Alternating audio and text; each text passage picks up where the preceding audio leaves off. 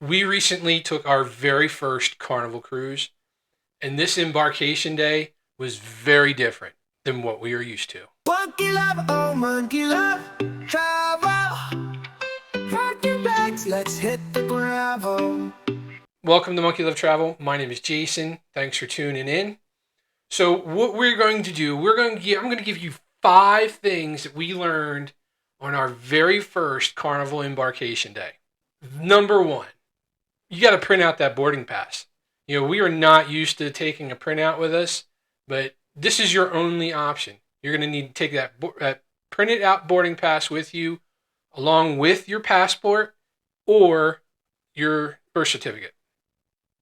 Number two, know your check-in time.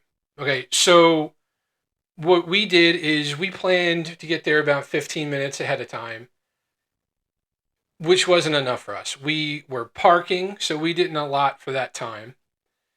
We didn't allot for how long it was actually going to take to drop off our luggage, then pay, then park.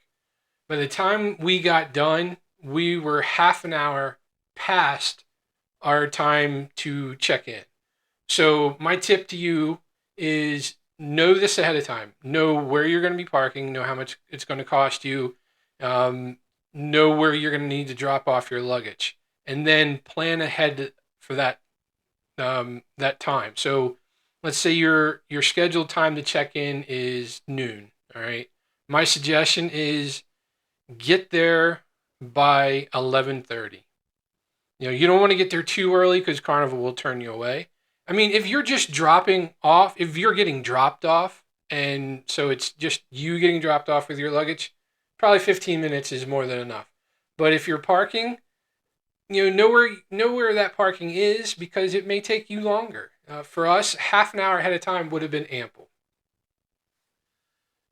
Number three, be prepared for the drug sniffing dogs. Okay, we were not expecting that. We knew there were drug sniffing dogs, but we weren't going into it knowing that, all right, we're going to come in, we're all going to have to drop all of our carry-on luggage, we're all going to have to step away, we're going to have to let the dog just run down the line of luggage, and they break you off into these little groups. The dogs come through, do a couple passes, they give you the okay, you can then pick up your bags, and then you can make your way to the actual security checkpoint and go through the scanners. Be prepared for the dogs. All right, number four. So we're used to just packing any wine into our carry-on, and it just goes through the scanner, and they look at it, and you're cleared, right? With Carnival, you got to make sure that wine and your soda is out for inspection. They want to manually inspect it. We weren't prepared for that. We had to dig our wine bottles out of the middle of our carry-on bags, and we pack pretty well, so everything was in there nice and tight. And we're holding up the line because we're pulling out our stuff and getting our wine out. We present our wine to them, and our one bottle has an exposed cork. It's just this brand. That's how they do it. So one person was looking at it, then another person was looking at it, then they come and ask some questions about it, then another person looks at it, and finally they give us the okay.